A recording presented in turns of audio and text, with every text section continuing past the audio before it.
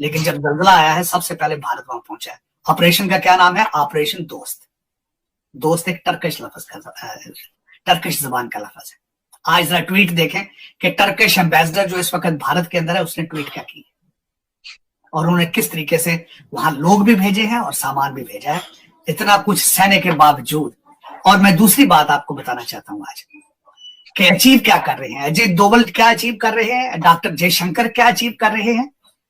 America को भी हाथ में रखा हुआ है, रशिया भी जाते हैं, सालसी आर्बिट्रेशन भी कराने की कोशिश कर रहे हैं यूक्रेन वॉर के अंदर। अचीव क्या करेंगे?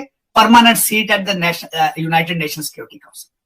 वो अपना रोल जस्टिफाई करना चाहते हैं अपनी G20 लीडरशिप से और SCO की लीडरशिप से।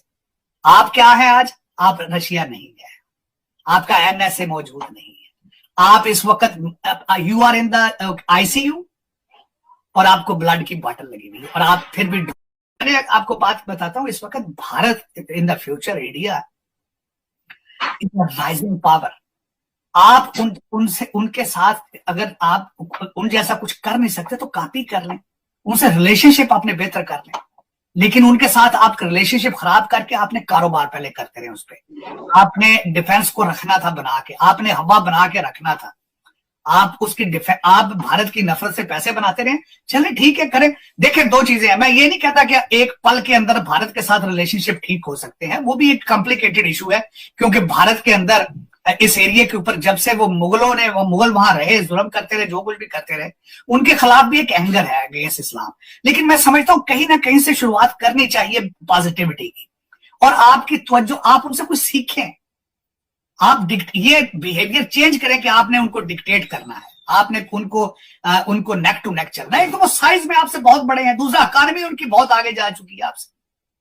वो तो चाइना को क्रॉस कर, यूके को क्रॉस कर चुके हैं, आप अफगानिस्तान से भी नीचे जा चुके हैं। सिर्फ आपको ये बताना चाहता हूं, जो तुर्की के लोग हैं, मैं सिर्फ आपको एक पैगाम देना चाहता हूं।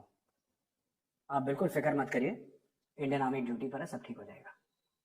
आप बिल्कुल फिक्र मत करिए। ये आपको दोस्त बोला है ना, इंडियन आर्मी ने दोस्त बोला है, ये लड़ जाएंगे। फिर अगर आपको दोस्त बोला है ना भारतीय सेना ने, तो ये किसी से भी लड़ जाएंगे आपके लिए।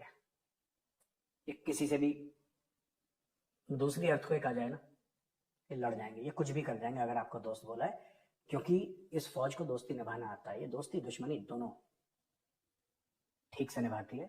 और आपको दोस्त बोला, अब बिल्कुल फिक्र मत करिए। मैं जानता हूं आप लोग, तुर्की के लोग, बहुत एक मुश्किल वक्त से गुजर रहे हैं, पूरी दुनिया आपकी मदद करने को आ रही है। लेकिन मैं सिर्फ आपको एक चीज, में दुनिया के बारे में मेरी नॉलेज नहीं है, बस सिर्फ अपनी फौज के नाते से एक बात कहना चाहता हूँ, from the Indian army, right.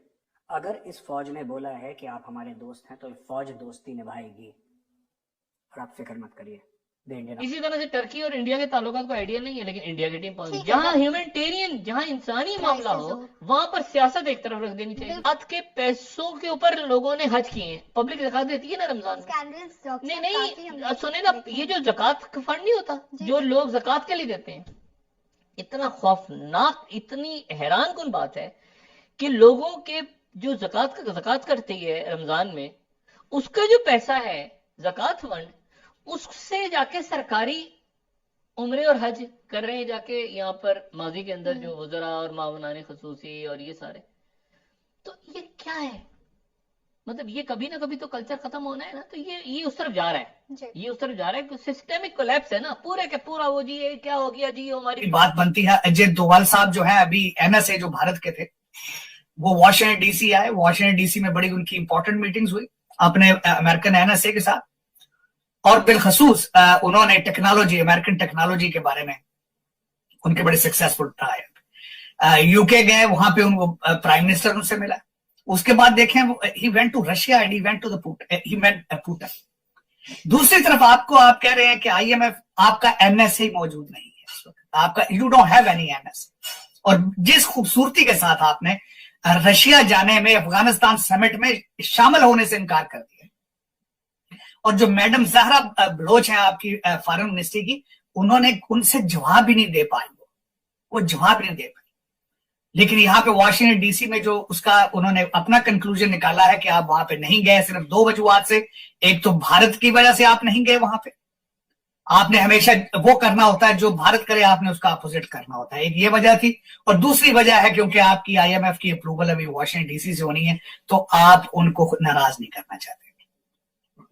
लेकिन दर हकीकत अगर देखा जाए तो इस वक्त आईएमएफ ये आपको पैसे देंगे, जिंदा रखेंगे, क्योंकि आपके बॉर्डर बड़े इंपॉर्टेंट ममालिक के साथ मिलते हैं, और you are the atomic power, तो मैं नहीं कहूंगा, यू हैव एटॉमिक। तो उसमें सिर्फ इस वजूहात की वजह से they will give you something, not to completely go out of business, लेकिन you are not doing anything to stay in business. उसकी वजह यह है, अभी तक मैंने 2-3 अल्फाज किसी भी स्टेक होल्डर के मुंह से नहीं सुना कि आईएमएफ के बाद हम क्या करेंगे, हमारे पास कौन सा रोड मैप है कि हम दोबारा हमें आईएमएफ के पास ना आना पड़े। किसी इंसान, किसी जी शऊर आदमी, जितने आपके ऑक्सफोर्ड और हार्वर्ड ग्रेजुएट हैं, किसी के मुंह से मैंने 2 अल्फाज नहीं सुने। आज मैं जो एक वैसे आपके साथ जरा मजाक एक बात करना चाह रहा हूं। आज मैंने एक ट्वीट किया है कि हमारे अफगानिस्तान के जो उनके फाइनेंस मिनिस्टर हैं बदरी साहब, मुल्ला बदरी साहब उनका नाम है, मुल्ला हदायतुल्लाह बदरी, इस वक्त अफगानी करेंसी $1 की 89 और दूसरी साइड पे आपकी $1 की 272 या 71। करने वाले कौन है? Majority PhD।